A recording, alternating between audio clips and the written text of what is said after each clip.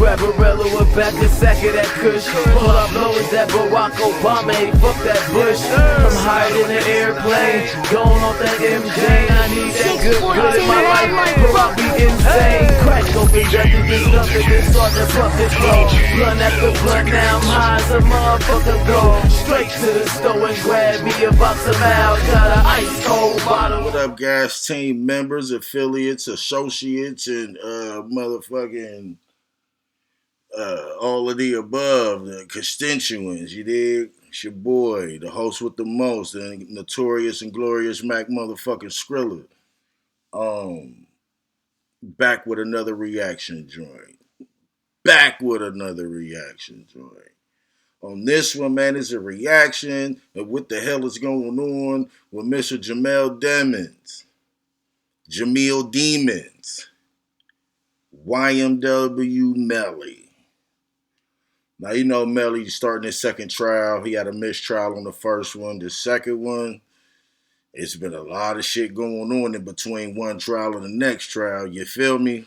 A lot of shit going on. So Melly got some new motherfucking charges. You know, tampering with motherfucking, well, not tampering with evidence. Well, I guess it is a tampering with evidence charge. And fucking with the witnesses, man. He's sending his homies to fuck with the witnesses. And they done got knocked for it.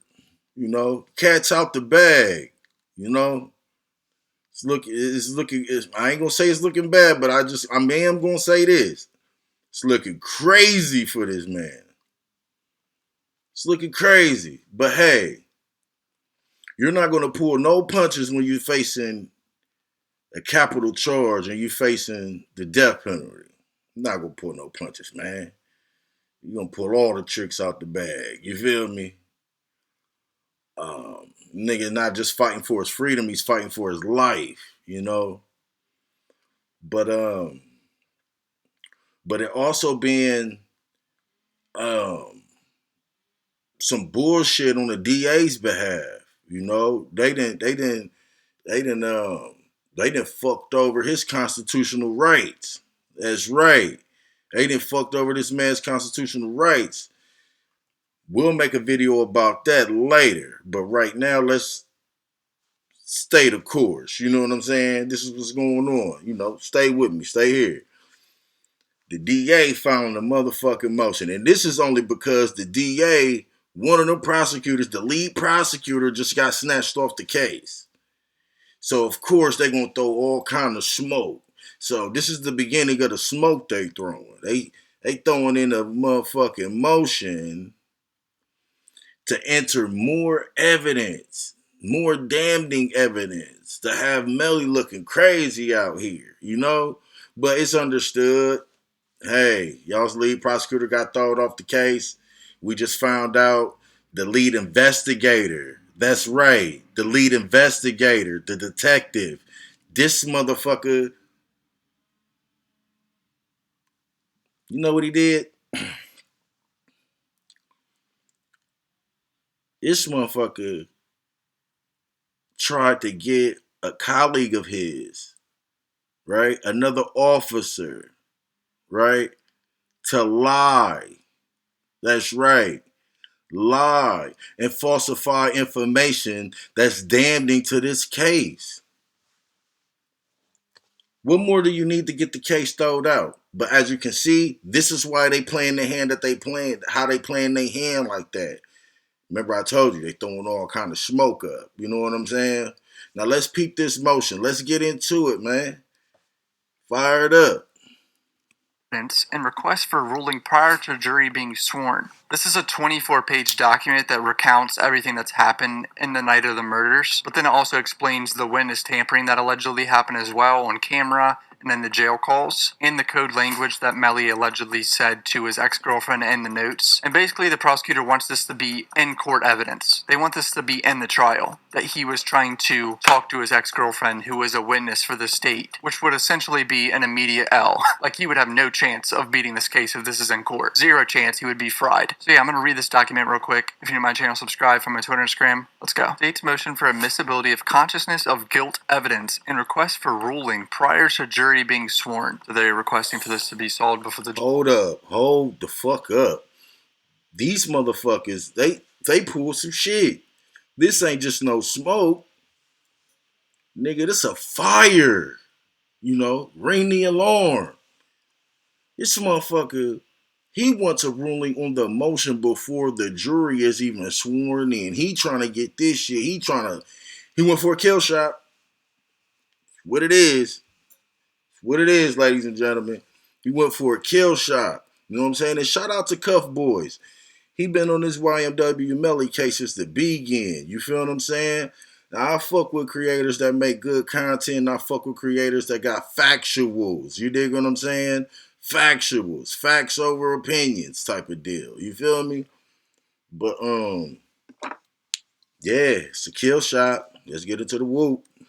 Is sworn in, and then they go on to explain the whole statement of the facts from all the way to the beginning on October 26th when the murders happened and everything. Cortland Henry dropped off the bodies. Cortland talking about the drive-by that supposedly happened and pointing them to the wrong direction the entire time. Pointing them to areas where clearly a drive-by didn't happen. Detectives and officers walked the area on foot. It should be noted not a single report of gunshots were reported to the Broward County Communications Center. Testing by R.J. Lee Laboratories showed that Cortland Henry has a small number of particles consistent with GSR in his hands. So it keeps going on and on about the details of the murders, which we already know a lot of. Talking about Cortland changing his clothes from a black shirt to a black hoodie. Moretti received the autopsy report. It stated that the wound path on the neck of Williams was from back to front, left to right, and upward. This was in contradiction to what was stated that a drive-by occurred on the right side of the vehicle while in motion. Williams also had a gunshot wound to his right shoulder and his chest. It should be noted none of the flight paths from the exterior of the vehicle matched the wound path on the rear of Williams' head. It was obvious the projectile entered from the left rear side of the vehicle. On January 11th, Moretti confirmed the entry wound on the left side of Thomas's face was an intermediate wound. It should be noted there was 3-centimeter stippling pattern around the entry wound, which obviously indicates that it was an up-close gun that shot him, within 3 feet, I believe. Mariah Hamilton gave 2 sworn statements to law enforcement during the course of the investigation. Her mother, Felisa Holmes, also gave a sworn statement to Moretti. In the statements, Miss Hamilton and Miss Holmes indicate that Jamel Demons completed a video call to Mariah in the early morning hours of October 26, stating that he was just involved in a drive-by shooting. They also indicated that he used a certain number. Video call that they admitted to that Melly called them at like 4 in the morning or 5 in the morning or something, shows that he didn't actually lose his phone, which is a huge L for Melly's defense because they're saying that he could have left his phone in the car and left. Mariah and Felisa were listed as witnesses for the state on April 9th, 2019, and then in November of 2021, there were supposed to be depositions for them, but they became uncooperative with the prosecution at this point. Lisa Holmes sent screenshots of an Instagram conversation to Detective Moretti showing that Cortland Henry, while he was on bond for the first time, had engaged in some communication with Miss Holmes. Not good. Not a good look for Cortland. It starts to describe how Detective Danny Polo was, monitoring jail calls of James Howard and started hearing stuff about Melly talking to people. I read all this in my last video, by the way. If you want to go watch what happened on the jail cameras, I'll put it up on a annotation up in the corner. You know, they started the code name language that I explained in my last video about A$AP Rocky's baby mama calling Melly's ex-girlfriend Rihanna.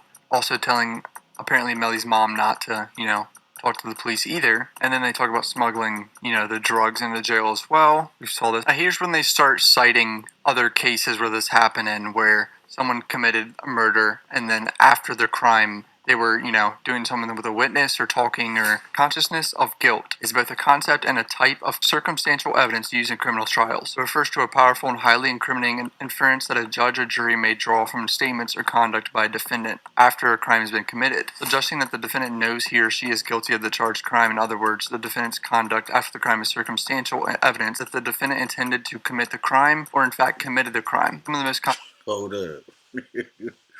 They pulling out psychology. Ain't hold no punches.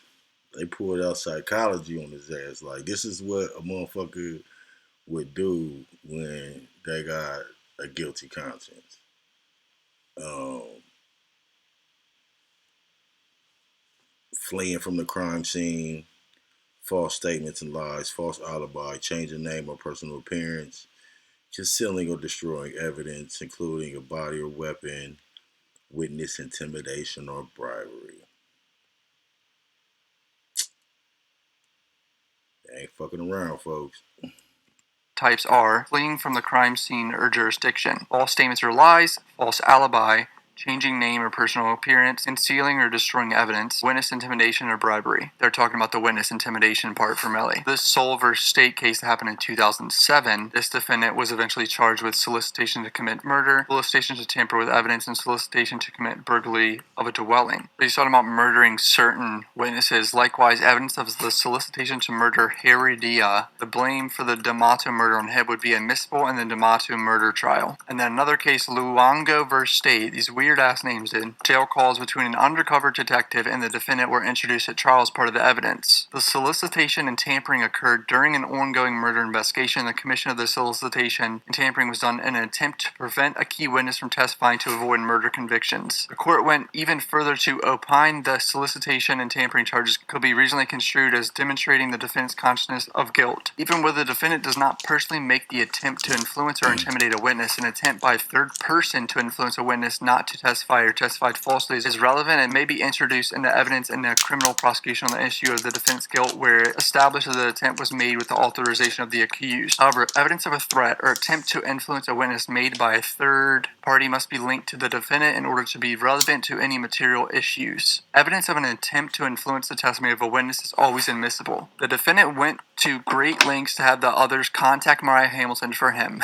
Because he was in jail and had his phone privileges taken away from BSO. Not only did he use his fellow gang member, Terrence Mathis, who was in custody with him, he also utilized his co-defendant, Cortland Henry, who was out on the pretrial release at the time. Making sure Miss Hamilton did not appear in court is clear consciousness of guilt evidence. This evidence mirrors the Luongo case, just out of the Broward County, and just like the Luongo, the solicitation and tampering occurred during an ongoing murder investigation, and the commission of the solicitation and tampering was done in an attempt to prevent a key witness from testifying to avoid murder conviction. State hereby moves this honorable court to grant the state's motion for admissibility of consciousness of guilt evidence and request for a ruling prior to jury being sworn. Damn. Damn. That was a hell of a motion. And listen, man, they know you for a double homie of your homies. Why are you? I get it. You trying to pass messages and shit. You going through a third party on the phone and all that shit. But they got that bitch. They got the whole jail wired, bro. That whole motherfucker wired. Wouldn't be passing no messages. I wouldn't even be hollering at Portland. Nigga. I have my attorney come see me, and that's how you pass the message. Pass it through the attorney. Give him a note. Tell him don't read it. He's not gonna read it, and he's gonna pass it to whoever got to get passed to. That's it. I won't be all on the phones with it. That's why they got you on tape now. If this is allowed in court and this judge grants this motion for the state to be able to show the jury that Melly went through these great lengths, apparently sending a note under his jail door to someone to say on the phone to Cortland Henry, for Cortland Henry to then contact Mariah Hamilton, he's fried. If this is allowed in court, he's fried. Like, it's over with. There might as well not even be a trial. I don't know how common this is. I mean, she cited 2 or 3 cases in, over the course of over 10 years. So, who knows if this is actually going to be granted. But if it is, he's fried. The ballistics and the forensics and the phone records are already a terrible look for Melly, obviously, because it all points to that back seat that he's on video getting in and sitting in. This makes it even worse because he's going through these hurdles to get in contact with his ex-girlfriend and having this code language calling her Rihanna, A$AP Rocky's baby mama, to stay in the Maybach. It's an L. It's over, boys. This is not going to go well if this is in court. And it might be granted soon because they want it to be done within, a month or 2. So. I agree. They grant that, it's over for it. Shit. But you know what? They might not let it in on the strength there. They just found the DA corrupted and the head investigator lying. So They let it in, he's cooked. If they don't, he's getting off. That's what I get from it. But that's it.